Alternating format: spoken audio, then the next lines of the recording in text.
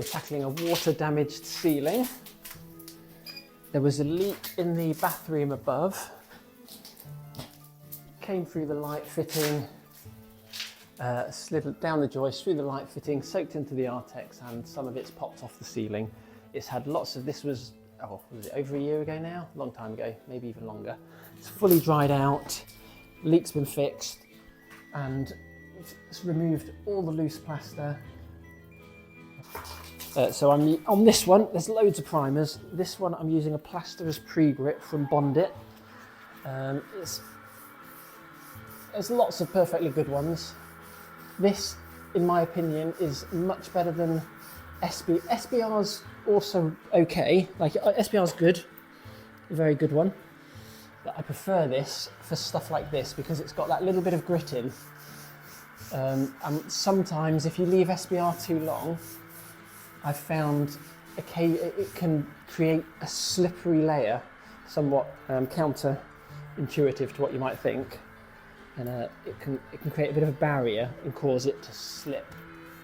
Whereas the grit in this really helps stop any of that happening. And the pre-grit, so this Bondit pre-grit as well, you probably can't see from the camera, the grit in it is quite fine. There's all sorts of different, so there's blue grit you can get, which is a Feb, I believe it's Feb Bond or something. So that one is much thicker. It's very strong, but I find it very difficult to work with. It feels like you're going over Artex, whereas this has got much finer aggregates. Still plenty to grip, so it doesn't slide around, but much more manageable to skim over. Whereas the blue grit in particular, I find a bit of a pain, maybe a bit too much.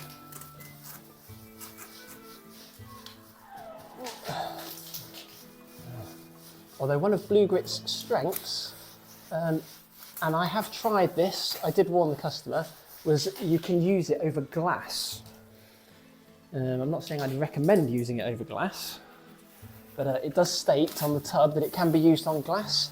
For example, hallway ceilings, hallways, sometimes above the doors, have glass panels.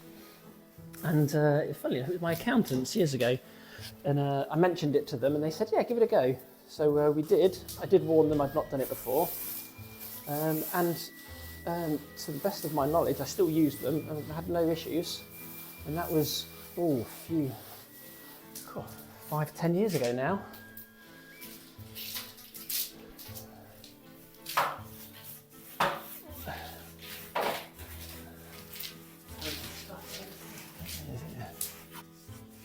The gold standard of this would be to, once it's had water damage and compromised the Artex and plaster, so this originally had Artex and then was redecorated years later and plastered over,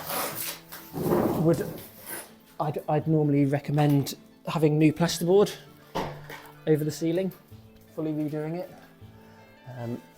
but they do not want to go down that route. So they're aware that this is a slightly less substantial repair, but it should be plenty good enough.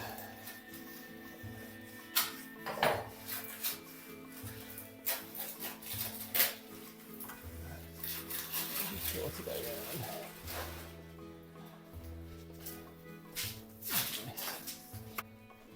I will say we're patching this in. Aggregate makes it difficult to patch around the edges. So if you use this too far around the edges, so normally I'd come 6-12 inches over of where the join is, but I won't with this. I will switch to PVA, or SBR would work fine, just so that it's smooth on the edge, because the aggregate then actually gets in the way if you're trying to blend the plaster into nothing over here. Okay, it's not a massive repair.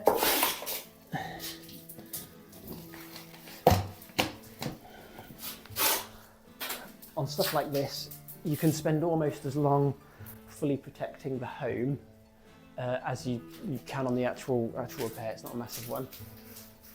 There we are, that's drying quite nicely as well. I do find the pre-grit does dry a bit quicker than some of the others as well, which is nice because you don't want to be waiting around too long. Although we've of course been in a warm house as well, which helps.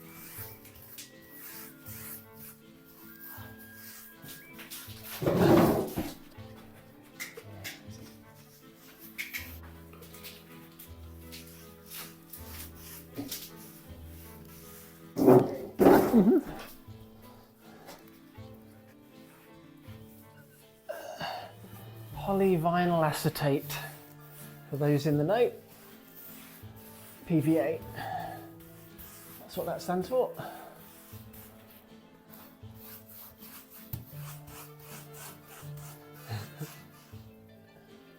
Depending on the suction, it really depends how long you need to leave this primer. You can leave this 24 hours, you can come back to it the next day and it's great to go. Unlike PVA, this stuff you can just plaster whenever after you've done it. However, normally it needs to be dry, otherwise it's less effective. So that can take a few hours. This is very high suction, so hopefully that'll be a bit quicker here. But you do need it to be nice and dry, the main section at least. And the PVA works slightly better when tacky. What's that been, about an hour, hour and a half? Something like that. Because this is a really small patch as well, we're using Bissell multi-finish. And we're going to use half-time plaster accelerator, which is from Easy Mix, which is really handy for little tiny bits like this. Okay. So it's one sachet does 5.5 litres, which is about half a bag. And we're doing about 2 litres, so we're going to put half a sachet in, a little bit less than half a sachet in, approximately. When using this stuff, you always mix it in water first. Mix the stuff in and then add the powder. And yes, I know it doesn't take 3 people to mix a tiny bag of finish. Pop it in, you don't need much, just a little.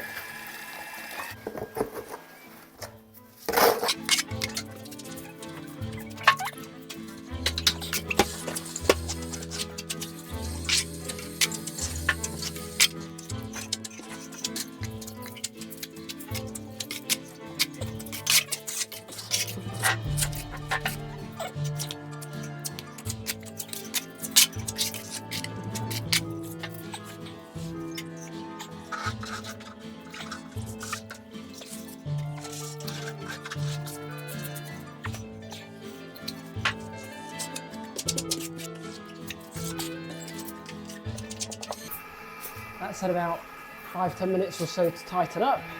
We've bedded in the mesh, reinforcement mesh is in there, and we are now getting the next coat to go over the top.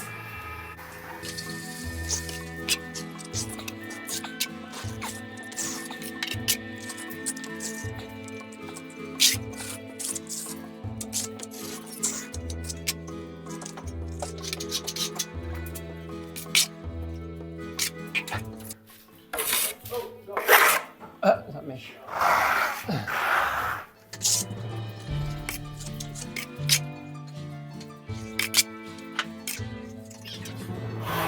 A bit low.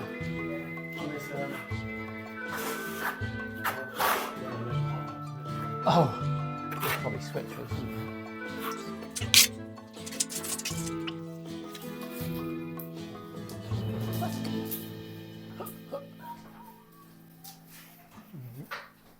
Right in the middle.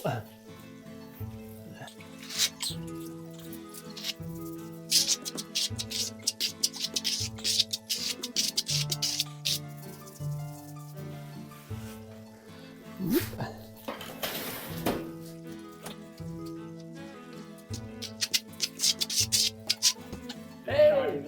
Ooh, fancy. Treat yourself.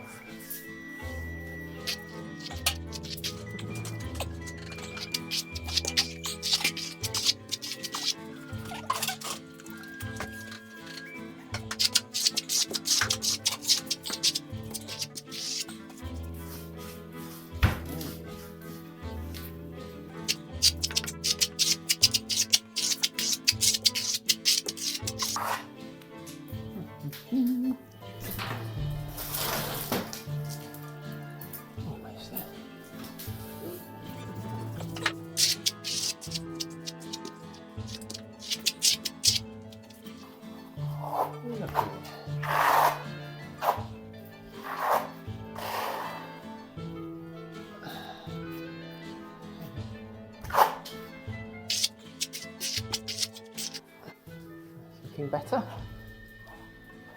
And then it'll have maybe 4, 5 more trails.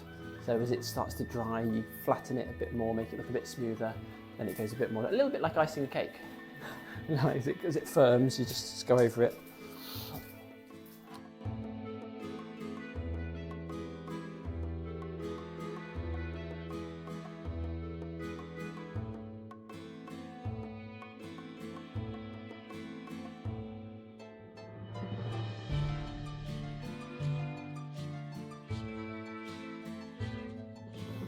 This is done. Okay, right, everything else, I'll just do this one last trail and then we're good to go.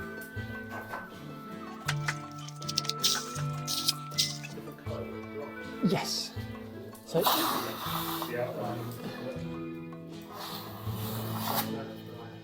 you'll see where it's gone. Think about it, we've got a wafer thin plaster going into, well, a little bit thicker there, and then a mega thick section, well, mega thick, but thicker.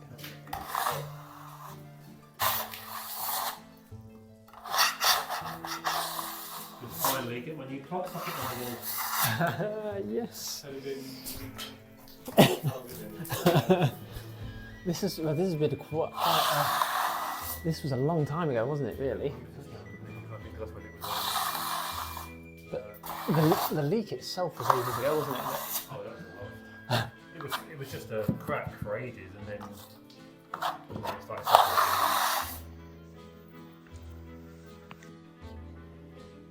That is one lovely repair.